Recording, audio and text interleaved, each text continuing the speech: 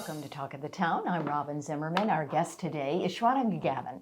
She is a director of fundraising and development for Hospice Care of the Lowcountry. Happy New Year to you. Happy New Year, Robyn. It's good to see you. Same here, same here. Today we're talking about the nonprofit status of hospice. So what does it mean for hospice to be a nonprofit? So I'll tell you, for Hospice Care of the Lowcountry to be a not-for-profit hospice, to give you a clear example, I'm going to take us back to our core values. So when we created our core values at Hospice Care of the Lowcountry, we were right next door in our conference room with all of our staff gathered around a table, and we talked about what we did, the services we provided to this community, and we came up with the 3 core values of it's not about dying, it's about living. Right. And that we're connected and committed to this community, and that our pursuit of excellence never ends.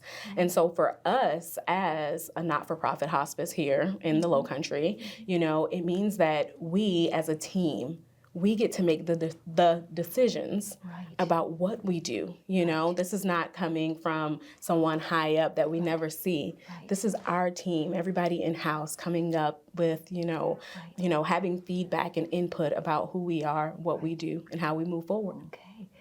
So you rely on donations, don't you? Yes, yeah. From the community, from individuals, companies, sponsorships, and so forth. So talk a little bit about that, the kind of how funds come into Hospice Care of the Lowcountry. Absolutely. So we receive funding from 3 different pillars, but one key pillar for us is donations. So donations, fundraising, and that's my job. So it's a big job for me. It's a tough job. It's a tough job. A lot of people don't know that. And I will tell you, in 2024, Hospice Care of the Lowcountry will rely on about 40% of our revenue to come in from those donations. You know, when we go into patients' homes and we provide our specific care, this holistic form of care that hospice and palliative care provides, you know, Medicare only reimburses us on average $175 per day. But that doesn't stop Hospice Care of the Lowcountry. Of course, we have our nurses in there, we have our CNAs in there, we have our social services team there. We're like, hey, whatever that patient needs, whatever that family needs, we're there and we're going to provide those services. So that's not enough. That whatever Medicare provides is not enough to be able to provide that team of care that you're kind of surrounding that patient with. Absolutely. So that's why those donations and they come from a number of sources, right? Absolutely. So donations for us come from grants. They come from our special events, you know, coming up again, as well as general donations. So we rely heavily on them. And this year we're going to really rely on them even more than in years past. Do you get a lot of donations from families that you've served? Yes. So in memory of gifts, truly have been pouring in for Hospice Care of the Lowcountry. This year we have a 40% increase in patient families that we have served. So we have seen a little tick up, and we're proud of that, and we're proud to be able to continue to serve an increase of families here in this community. I think the big question that folks often ask is, are you going to continue to be a nonprofit?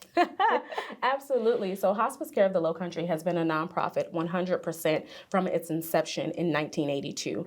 And we have no interests, no plans, no nothing on changing our nonprofit status. We were, a nonprofit in 1982. We remained a nonprofit in 2024, and we will continue to be, standing on the shoulders of giants who started this back then. We have about a minute left. Remind our viewers the services that you do provide, which continue to grow. Yeah, absolutely. So at Hospice Care of the Lowcountry, of course, we have our clinical team. Our clinical team encompasses our palliative care services. So those individuals who are not yet ready for hospice. We also have our hospice department, so providing that holistic hospice care. We also have social services.